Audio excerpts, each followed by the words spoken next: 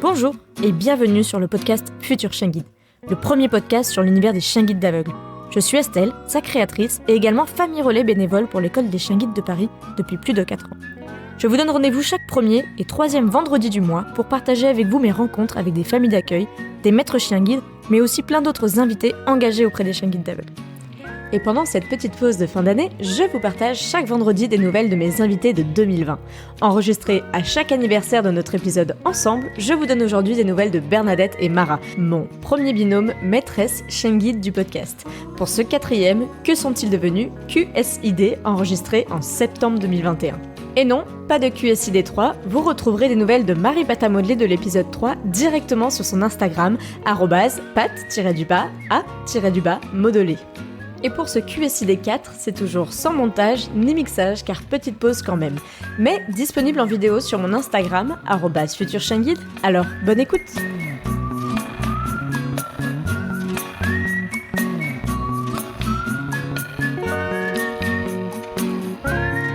Déjà, merci Bernadette, je suis hyper ravie de continuer ces Que sont-ils devenus avec le 3e Que sont-ils devenus. On a sauté le Que sont-ils devenus de cet été avec Marie qui était très occupée par la rentrée, mais nous, on s'est vus tout juste ce week-end à l'occasion de la journée porte ouverte de l'école des chiens guides de Paris et ça me tenait aussi à cœur de faire ce Que sont-ils devenus puisque comme tu l'avais si bien souligné dans l'épisode 4 qu'on a enregistré l'année dernière, tu étais la première maîtresse de chien guide sur mon podcast Futur Chien Guide. C'est un honneur de représenter tous mes autres petits camarades. Alors depuis, je me suis, ça m'avait, notre premier échange m'avait vraiment marqué et je me suis dit faire un podcast sur les chiens guides sans avoir une belle part pour les maîtres de chiens guides comme toi, c'était quand même pas très cohérent. Du coup, voilà, depuis 2021, il y a à chaque mois un épisode sur un maître de chien guide ou une maîtresse de chien guide, histoire d'avoir quand même les deux côtés. Et pour reprendre un petit peu les grandes lignes de ta vie d'il y a un an, donc dont on a parlé dans l'épisode 4, tu étais accompagnée d'un chien guide depuis 2003. On avait parlé de Paulus, de Dakota aussi, qui était parti un peu trop vite. Oui. Tu nous avais raconté un petit peu comment tout ça s'était passé. Et puis, tu nous avais parlé de l'arrivée de Mara, qui t'accompagne encore aujourd'hui et qui te guide depuis l'été 2018. Et qui était en famille d'accueil avec Marie Patamodelé, donc de l'épisode 3. Et c'était hyper émouvant pour moi de voir, et je vous ai encore revu hier, Marie et toi, de voir un petit peu le passage de relais avec, bien sûr, toujours l'école qui tient son rôle au centre de l'histoire, mais entre Marie, famille d'accueil, et toi. Du coup, Bernadette, qui est aujourd'hui guidée par Mara. Est-ce que tu peux nous raconter un peu ce qui s'est passé suite à la rentrée 2020, puisque pour toi comme pour moi, l'année, et puis pour tout le monde, a été un peu plus surprenante que prévu. On sortait du confinement bien serré de mars, avril, mai, et on savait pas trop ce qui allait nous arriver. Est-ce que tu peux nous raconter, toi, comment ça s'est passé?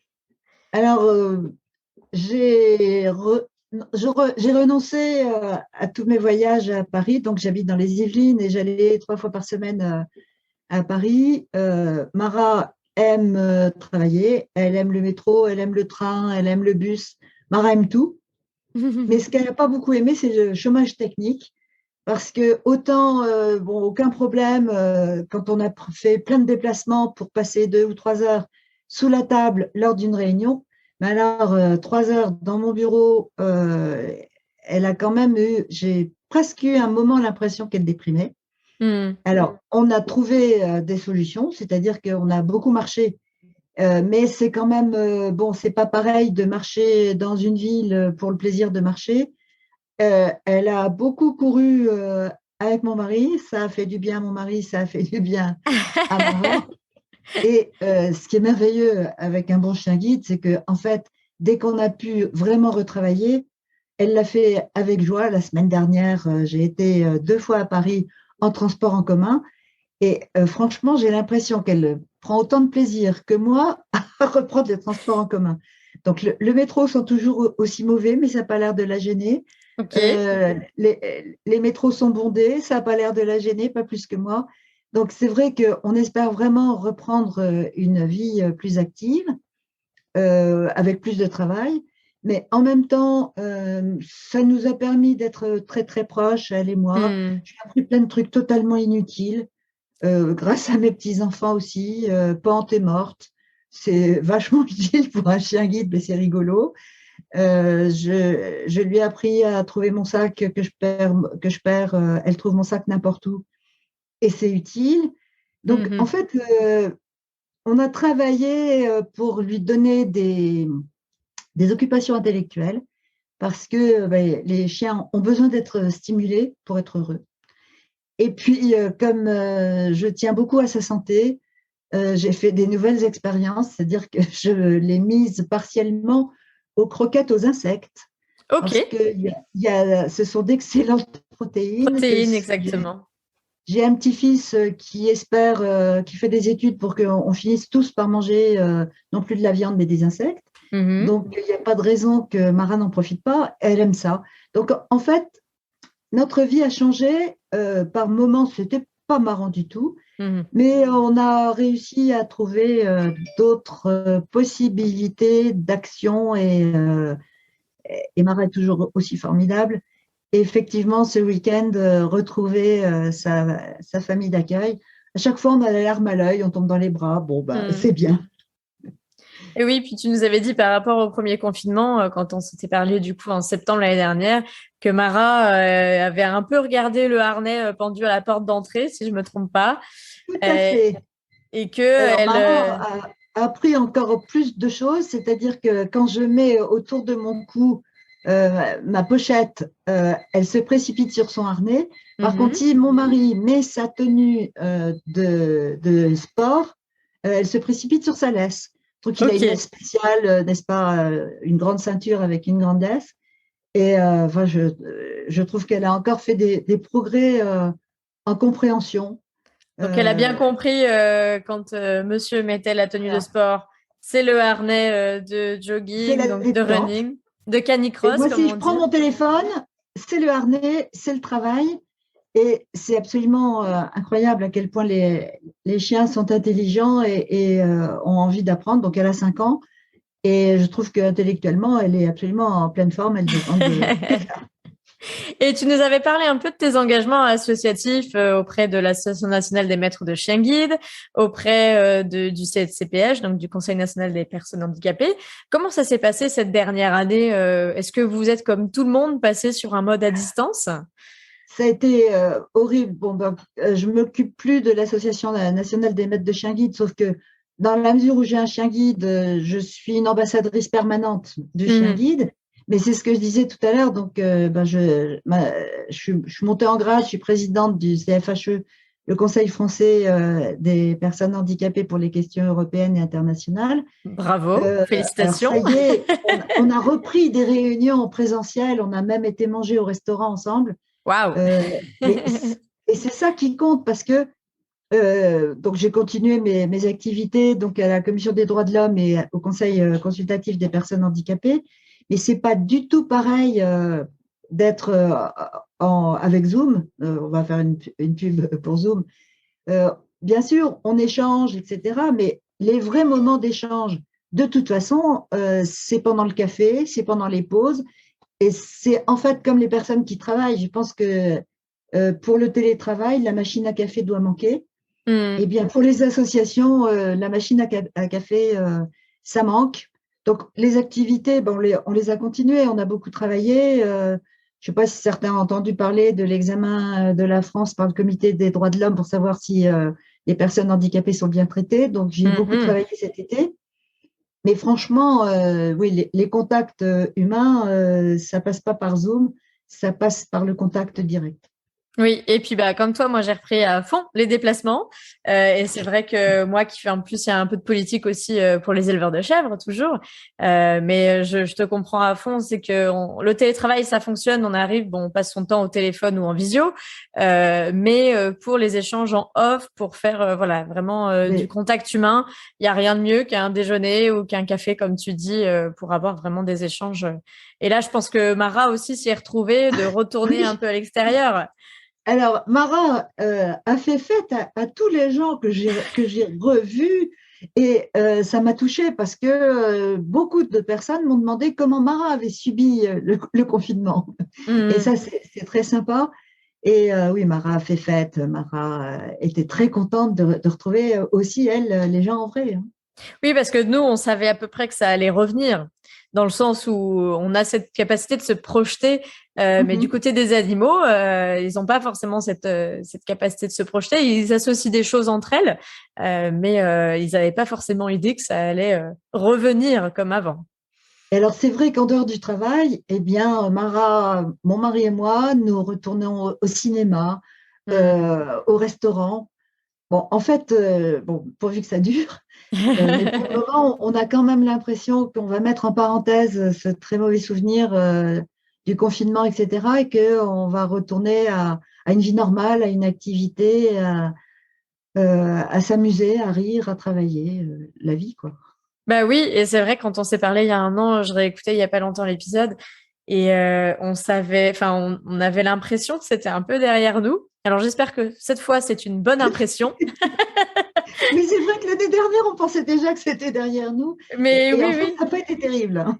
Et ça n'a pas été terrible parce qu'on avait un petit peu repris des choses, mais pas tant que ça à la rentrée, quand on s'était eu justement pour l'enregistrement en septembre. Et au final, on s'est retrouvés encore en novembre un peu confinés. Et puis avec des couvre-feux, des choses qu'on n'avait pas forcément vécues jusque-là.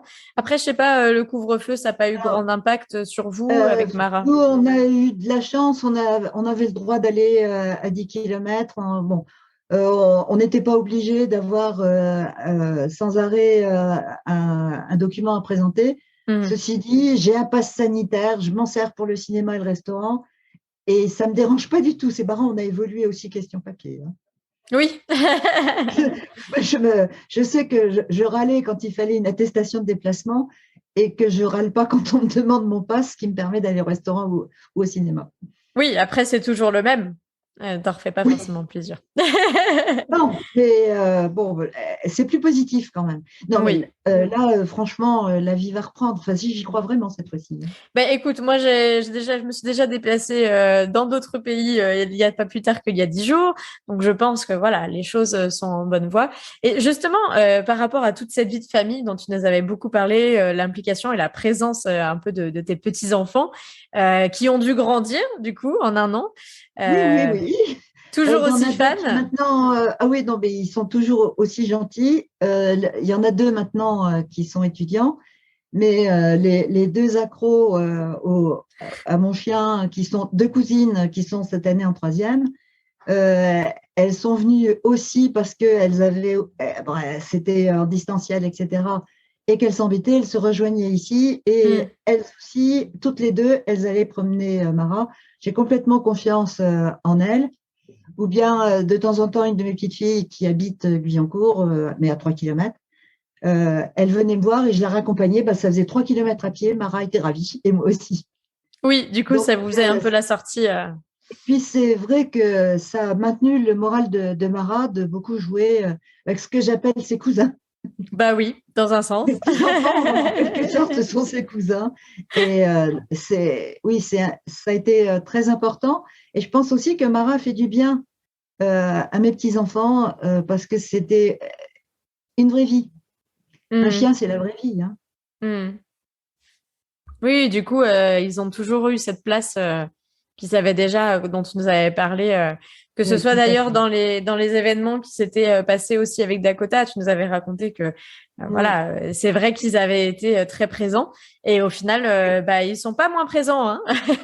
Je Non, et crois que en fait, ma petite fille qui m'avait dit après la mort de Dakota, si c'était un autre chien, je l'aimerais jamais, c'est elle qui était très, très, très accro. Et puis, quand même, cet été, il y a eu un grand événement, c'est que on est parti comme tous les ans, une semaine à Amboise, mon mari, une de mes filles, mais pas les autres, et nos 11 petits-enfants. Oula. Alors, c'était quand même un peu difficile quelquefois, parce que j'ai dû reprendre ma canne ou être acceptée, ou accepter d'être guidée par mon mari, parce que je cherchais Mara. Ah bah oui, mais Mara était partie en balade avec mes petits-enfants. Et après tout, est-ce que les chiens n'ont pas le droit d'avoir des vacances? Donc, en fait, Mara, pendant cette semaine de juillet, a rattrapé toutes les RTT que je lui avais pas données. Donc c'est bon, elle a posé ses congés, elle était avec les petits-enfants. Et finalement, je trouvais ça très bien qu'elle aille jouer, s'amuser, parce que n'oublions pas qu'un chien guide, c'est un chien. C'est un chien, il a besoin de cet équilibre de concentration d'un côté et de détente de l'autre. Tout à fait. Ok, donc en fait, elle en a pleinement profité en Amboise. Vous êtes allé. Wow. Ouais. Oui. Non, mais c'est super. Il y avait plein de petits-enfants. Mon mari et moi, on était heureux. Et les enfants étaient heureux puisque ça fait en fait 5 ans. Alors, il y en a de plus en plus, des Des petits-enfants. petits-enfants. Mais pour le moment, je pense qu'on va quand même s'arrêter à 11. Mais c'est vrai que Mara fait complètement partie de la famille et que tous les ans, donc on part une semaine avec nos petits-enfants. Ouais, donc là, ils étaient en plus, ça s'était pas forcément fait l'été d'avant avec le Covid, Ah etc. si, alors on Et avait vous l'aviez réussi à se fait faufiler l'année dernière quand même en 2020, mais il y avait plus de restrictions. c'était moins génial que cette année où ça a été super. Bon, bah, en tout cas, vous avez retrouvé vos semaines Oui, oui. en vacances, en famille. Et du coup, est-ce que avec la rentrée, tu nous as parlé que tu avais de nouveaux déplacements, vous reprenez les réunions. Est-ce que tu as aussi de nouveaux projets, peut-être? Je continue à avoir des responsabilités au niveau national, mais en tout handicap. Mhm. Et j'espère pouvoir tenir encore le coup parce que franchement, les personnes handicapées n'ont pas la place qu'elles devraient avoir dans la Hmm. société, tout handicap confondu. Ce n'est qu'un début, continuons le combat. Oui, c'est sûr. Et là, tu vois, en faisant moi mon année 2021, en ayant mon rythme aussi d'avoir une personne bénéficiaire d'un chien guide par mois, voilà, le témoignage. Je sais que tu m'avais confié le contact de Arthur. Je te remercie au passage parce que c'est vrai qu'avec Arthur, du coup, dans l'épisode 11, on a vraiment été au cœur du sujet du refus d'accès, puisqu'il nous avait raconté sa mésaventure dans un supermarché à Marseille. Et bon, cette belle aventure avec Arthur, en tout cas de mon côté, cette rencontre que tu m'avais permise, a été une rencontre d'abord virtuelle, hein, disons-le. Et puis, il m'avait mené jusqu'à Thibaut, l'éducateur du coup de Mhm. Loya, la chienne d'Arthur. Et puis, je sais pas si tu avais détecté, mais je crois que je t'avais envoyé aussi la famille d'accueil de Loya qui a aussi témoigné dans les épisodes.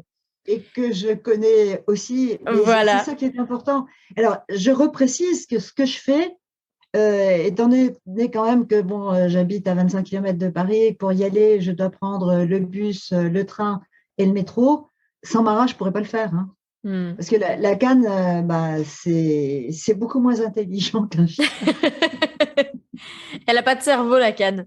Non, non, non, c'est épouvantable. C'est un outil Mais bon, c'est de bien utile. détection. Hein. Non, c'est bien utile. Mais ce que je fais, je le fais grâce à Mara. Enfin, la liberté de déplacement que j'ai, c'est grâce au chien guide. C'est Hmm. extraordinaire. Hmm.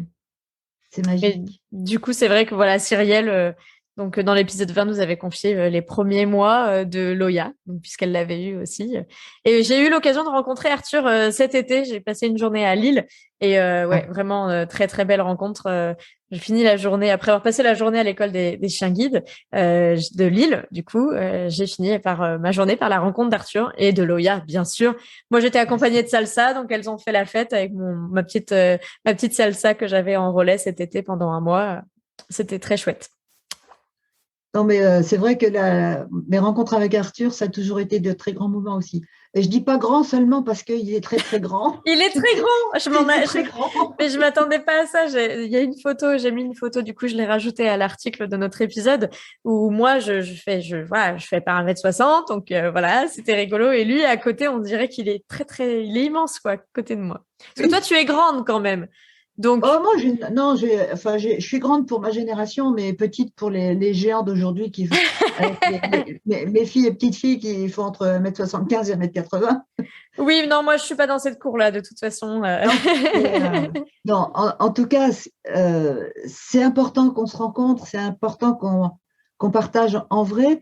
Et peut-être que finalement, cette épreuve qu'on a eu tous de plus se rencontrer, peut-être que ça va nous donner l'idée que toute rencontre est précieuse et qu'il faut en profiter. Exactement. Franchement, je te laisse ces derniers mots parce que c'est tout à fait vrai. Il faut profiter de la possibilité de se rencontrer les uns les autres. Et je pense qu'on en a bien profité ce week-end à l'école des chiens guides pour tous se revoir. C'était très, très bien cette porte ouverte. Écoute, il me reste qu'à te souhaiter vraiment plein de bonnes choses pour la suite avec Mara. Merci. Puis alors, de toute façon, on se revoit en vrai bientôt. Et, avec plaisir. En vidéo dans un an. Et en vidéo dans un an. Alors, mes amitiés à tout le monde. Eh bien, moi aussi. Et une belle caresse à Mara, du coup. Merci.